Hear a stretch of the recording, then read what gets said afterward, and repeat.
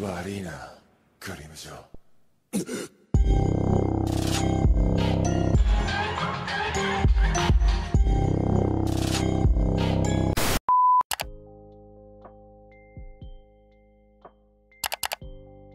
Yo tout le monde, j'espère que vous allez bien. Aujourd'hui on se retrouve pour la vidéo sur mes achats du mois de février. J'ai acheté des tomes d'occasion, donc du coup je vais vous les présenter genre vite fait tout de suite et on va passer après à un unboxing parce que comme je vous ai dit dans mon ancienne vidéo, enfin dans ma précédente vidéo, j'attendais plusieurs colis de chez la Fnac, donc je les ai reçus et donc on va passer directement à l'unboxing juste après vous avoir présenté quelques tomes que je vais vous montrer tout de suite que j'ai acheté d'occasion, bref. Mais avant de commencer, je vous le mets juste là, n'hésitez pas à me suivre sur Instagram parce que c'est cool aussi là-bas. Et si mon contenu vous plaît, n'hésitez pas à vous abonner à ma chaîne YouTube car je sors une vidéo tous les samedis à 16h45. Premièrement, je me baladais sur Facebook Marketplace et je suis tombée sur une annonce d'un mec qui vendait des tomes de Bleach à 2 € pièce. Du coup, j'ai pris tout ce qu'il avait, il en avait que 3 malheureusement, mais c'était des tomes qui se suivaient donc ma foi. Et surtout c'était des tomes qui suivaient ma collection, donc en fait en les achetant j'aurais pas de trous. J'ai pris les tomes 12, 13 et 14 de Bleach. Les tomes ils étaient grave en bon état, le mec était super sympa, genre je suis arrivée en retard et tout et il m'a dit mais c'est pas grave. Bref, 2 € chaque tome, très très bonne affaire pour moi vraiment. Et vous verrez, ce mois-ci c'est les seuls tomes de Bleach que j'ai acheté, j'ai pas acheté de tome 9. Je sais pas pourquoi d'ailleurs, pourtant c'est pas l'envie qui manque de lire, hein, je vous rassure. Mais du coup j'ai acheté que ces 3 tomes de Bleach. Je suis allée au Book Off le jour même où je suis allée récupérer mes tomes de Bleach et j'ai trouvé le tome 1 de Tokyo Revengers pour 4 €. Je vous ai déjà parlé de Tokyo Revengers et je compte réellement vous faire une vidéo sur pourquoi vous devez lire Tokyo Revengers, mais j'avais lu le tome 1 au Manga Café, j'avais kiffé l'histoire, ce qui fait que j'avais acheté le tome 2 directement après et je suis tombée sur le tome 1 d'occasion. Pour finir, pour mon anniversaire, donc mon anniversaire c'était le 29 janvier, j'ai reçu de la part de ma mère ça. Il y a un marque-page, faites pas gaffe parce que j'ai commencé à lire. Attendez, j'enlève le marque-page. Quitte à perdre ma page, si ça c'est pas de l'amour pour vous. Hein. Marque-page Spy Family de Kurokawa, bref. Sans quart. Donc c'est Gyo de Junji Ito, donc c'est un manga d'horreur. Je suis trop contente, vraiment je suis grave contente. Comme je vous ai dit, j'ai commencé à le lire. Les dessins sont grave rétro, le découpage des cases également. Dans le sens où les découpages sont très genre carrés. Enfin je sais pas si vous voyez ce que je veux dire, mais vraiment les découpages sont genre carré. Du coup c'est la version reliée parce qu'il me semble que normalement c'est un manga genre en 2 ou 3 tomes. Du coup donc c'est un gros livre. Vu que c'est en anglais il n'y a pas de jacket, c'est vraiment genre comme un livre en fait. Comme je vous ai dit bah c'est en anglais parce qu'en français je crois qu'il est pas dispo. Mais il y aura peut-être des rééditions parce que j'ai vu qu'ils allaient rééditer genre Spiral de Junji Ito aussi. Et donc peut-être qu'ils vont rééditer Gyo, je ne sais pas. Il n'empêche que je suis grave contente de l'avoir et de pouvoir le lire parce que c'est vraiment un manga qui me faisait de l'œil depuis pas mal de temps. Et il me tarde d'avoir Tomie et Uzumaki du coup, et c'est vrai que ces versions là donc en anglais je les trouve beaucoup plus belles que les versions françaises. Je vous mets des comparatifs un peu, mais c'est vrai que dans un mangatech, regardez la tranche, je trouve que ça pète, genre je trouve ça trop beau, et surtout quand il y a les 3 à côté, oh là là, bref. Et là je m'imagine avoir les 3 déjà, mais vraiment si vous êtes si vous avez la flemme d'attendre la réédition, que ce soit de Uzumaki ou de Gyo, n'hésitez pas à vous le prendre sur Amazon en anglais. Malheureusement il est dispo que en anglais. Je crois que Uzumaki il est disponible en espagnol aussi pour les bilingues. C'est tout pour cette vidéo, j'espère qu'elle vous aura plu. Non je rigole, on va passer à l'unboxing. Donc on se retrouve pour le fameux unboxing. Là vous voyez pas mais du coup je vous ai montré à la caméra, mais il y a plusieurs colis en fait à ouvrir. C'est parti. Comme je vous ai dit j'attendais des commandes la Fnac et j'en ai reçu 5 parce que ils m'ont envoyé en plusieurs fois. Premier colis, je pense qu'il y a qu'un seul truc dedans. Oh là là, waouh. Je vois ce que c'est. Donc on a le premier tome de Burn the Witch. Donc c'est le nouveau manga. Enfin nouveau, il est pas si nouveau que ça en vrai de vrai, mais bon là du coup il est nouveau en France.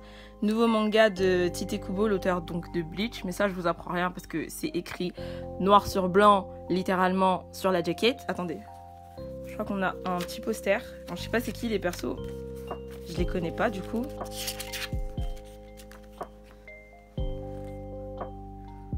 C'est mignon. Ok, je vous mets le résumé juste là. On va feuilleter un petit peu. Je devrais pas trop se faire spoil vu que c'est le premier tome. Mais bon, on sait jamais. Je connais pas les persos. Je sais qu'il y en a une qui s'appelle Noël. Mais les autres, je connais pas du tout les personnages. On reconnaît bien les traits de Tite Kubo. Enfin, les nouveaux traits en tout cas. Deuxième colis.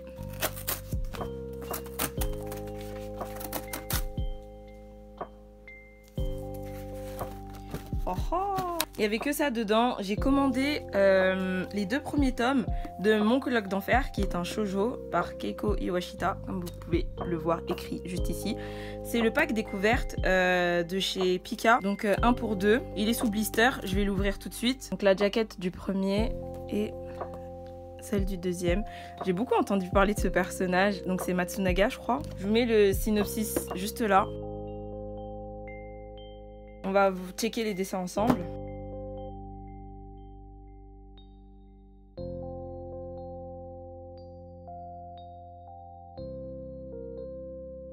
Je vais le lire du coup et je vous en dirai des nouvelles. Vraiment la tranche, je trouve que ça fait grave shoujo. 3e colis. Celui-là il est plus gros que les autres, un plus gros que les 2 précédents. Oh. C'est quoi ça? Ça intéresse quelqu'un? Je vous le vends à 4 €. Non, je rigole. Premièrement, tome 5 de Tokyo Revengers. Donc, j'ai pris la jaquette Fnac et franchement, je vais pas vous mentir, juste après l'avoir commandée, je me suis dit, mais attends, est-ce que ça va aller avec les autres... Ah, bah voilà. Je me suis dit, mais est-ce que ça va aller dans la mangatech avec les autres jaquettes, sachant que les autres jaquettes sont toutes blanches. Mais au final, ça va, la tranche, elle est blanche aussi. Donc, au final, au calme, tout roule. Bref, donc le tome 5, je vais feuilleter vite fait pour que vous voyez. Tokyo Revengers, comme je vous ai dit, j'en parlerai dans une vidéo plus approfondie. Ensuite, je me suis pris le tome 1 de Love Fragrance. 3 ans de Elva pour lire comme ça en anglais, bravo, bref. Je me suis pris le tome 1 de Love Fragrance qui est un shoujo de chez Kana Big. Shoujo, non, Josei je crois, hein. C'est Josei, hein, c'est pas shoujo. Je vous mets le plot juste ici. Et ça pareil, je vous ferai une vidéo pourquoi vous devez lire ça parce que en fait, story time. En fait, je le voyais beaucoup passer sur des chaînes de manga anglophones et j'avais trop envie de le lire sauf qu'en fait, il n'était pas encore en France. Donc, ce que j'ai fait, c'est que j'ai commencé à lire les scans. Et en même temps, je me sentais un peu coupable parce que depuis que je me suis remise à acheter des mangas, j'ai une culpabilité quand je lis des scans. Je sais que franchement, il y en a plein qui le font, moi-même je le faisais et tout. Mais en tout cas, je voulais lire ça, mais je me sentais coupable. Mais je me rassurais avec le fait que c'était pas édité en France. Et du coup, je lisais les scans en anglais, tu vois. Bref, ça c'était en décembre. Genre en une soirée, j'ai lu les 5 tomes en scan, les 5 premiers tomes en scan. Je me lève le matin et je me dis, franchement, c'était vraiment bien et tout. Genre, faut que je fasse plus de recherches sur ces trucs et tout, genre pour voir s'il y a peut-être genre un animé ou quelque chose comme ça. Et là je vois quoi, que genre en février il y a le tome 1 qui sort en français chez Kana. Je me suis dit mais donc comment vous dire que déjà mon sentiment de culpabilité il s'est intensifié. Si j'avais su, genre je l'aurais pas lu en scan et tout, mais au final je regrette pas du tout de l'avoir lu en scan parce que j'ai vraiment kiffé l'histoire, ce qui fait que je pense que je vous en parlerai plus en détail dans une vidéo quand il y aura peut-être plus de tomes qui seront sortis en France pour pouvoir vous inciter à lire. C'est un très très bon josei et franchement si ça fait autant fureur au Japon et aussi sur les chaînes de manga anglophones, c'est pour une raison réellement. Du coup, j'ai acheté le tome 1 pour pallier mon sentiment de culpabilité et je l'ai pas relu depuis et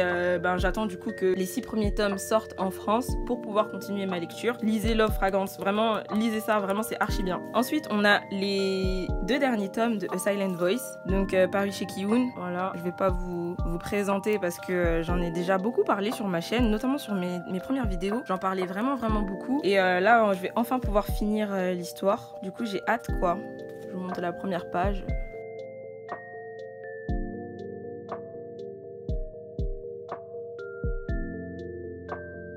Ensuite, on a le tome 17 de The Promised Neverland. Je sais, je l'achète que maintenant, mais c'est parce que, fun fact, je comptais attendre la fin de parution française, c'est-à-dire que les 20 tomes sortent en France pour pouvoir lire. Je m'étais arrêtée à la fin du tome 14. Sauf que, en fait, j'ai été tellement déçue de l'animé de la saison 2. J'ai eu un sentiment un goût d'inachevé, un goût de, je sais pas comment vous expliquer, mais je me suis dit non, il faut que je lise. Du coup, je me suis remise à lire et voilà pourquoi, du coup, je me suis pris le tome 17 pour pouvoir continuer ma lecture. J'ouvrirai pas, parce que ce soit vous ou moi, personne n'a envie de se faire spoil. Dernier manga du colis, le tome 3 de la Perfect Edition de Full Metal Alchemist. Là, je vais pas trop y toucher parce que je sais pas si vous avez suivi mes galères, mais les tranches de mes 2 premiers tomes s'effacent, donc je ne toucherai pas trop à ce tome-là. Mais voilà, hein. Roy, oh là là, le bleu est trop beau. Mais vraiment, l'édition, mais c'est parfait. Enfin, il y a même pas d'autres mots. Le choix des couleurs, les couleurs sont tellement intenses. Je sais pas si vous voyez le bleu, comment il est, genre, mais c'est magnifique. Enfin, c'est incroyable. incroyable. Le papier glacé, tout est génial dans cette édition. Les lumières, les sombres, regardez ça, enfin bref. Il reste 2 colis. Avant-dernier colis. Mais comment je suis censée l'ouvrir là? Regardez ça. Comment vous voulez que je travaille dans ce genre de conditions là? Ça c'est le colis de ma vidéo manga shopping with me. Si vous l'avez pas vu, je vous la mets en i tout de suite. Là ça s'affiche à l'écran. Et du coup vous savez déjà ce qu'il y a dedans normalement. J'avais pris le tome 2 de la Perfect Edition de 20th Century Boys par Naoki Urasawa. Ah attendez, on va faire le test. Ah j'allais dire on va faire le test. Est-ce qu'il y a un marque-page? Ouloulou. Yay. Je vous montre un peu les dessins. Pas trop. Mais le style de dessin... Franchement, c'est trop beau. Encore des effets un peu de matière comme ça. C'est magnifique. Il est trop beau le tome. Je préfère quand même le tome 1. Mais le tome est vraiment... La qualité est vraiment genre... ouf quoi.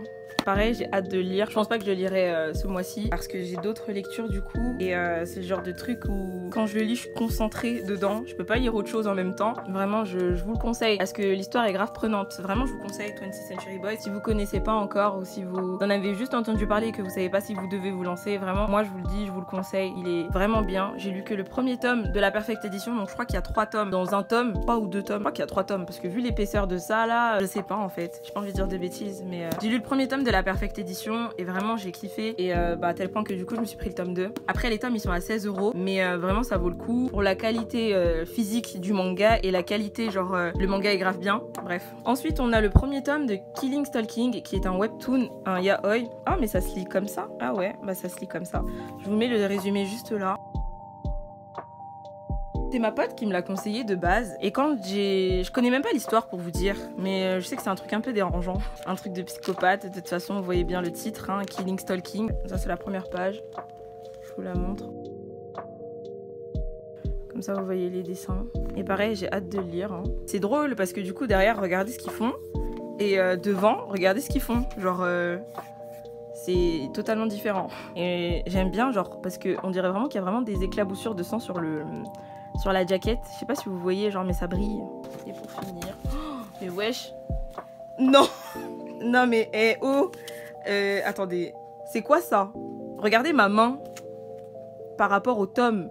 Vous voyez, quand je vous disais que les tomes là, j'étais choquée parce que les tomes étaient à 7 € et quelques alors que je vous disais que les tomes étaient minuscules. Je m'attendais pas à ça. Attendez, je vous montre la comparaison avec un tome normal. Regardez la diff.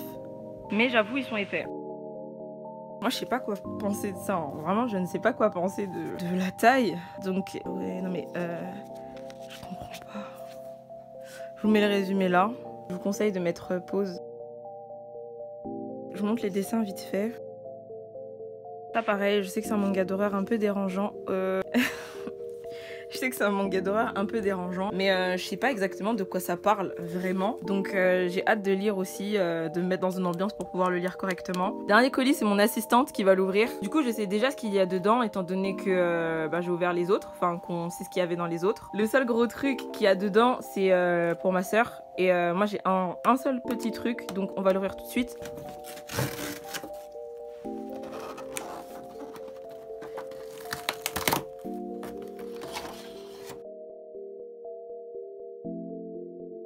Comme vous voyez, du coup, c'est le tome 18 de The Promised Neverland parce que comme je vous ai dit, j'ai envie de rattraper mon retard dessus. Honnêtement, j'ai pas envie que ça se termine, mais d'un autre côté, j'ai trop envie de savoir. Donc je pense que je vais arrêter mes caprices et je vais lire.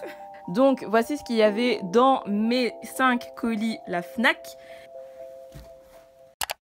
C'est tout pour cette vidéo, j'espère qu'elle vous aura plu. Si c'est le cas, n'hésitez pas à liker, commenter et partager, ça me ferait très plaisir. Dites-moi vous en commentaire ce que vous avez acheté ou reçu pendant le mois de février parce que ça m'intéresse énormément, j'aimerais bien savoir pour qu'on puisse en parler et débattre dans les commentaires. N'hésitez pas à vous abonner à ma chaîne si mon contenu vous plaît, je sors une vidéo tous les samedis à 16h45. Je vous remercie d'avoir regardé celle-ci jusqu'à la fin et je vous dis à la semaine prochaine pour une prochaine vidéo. Bye.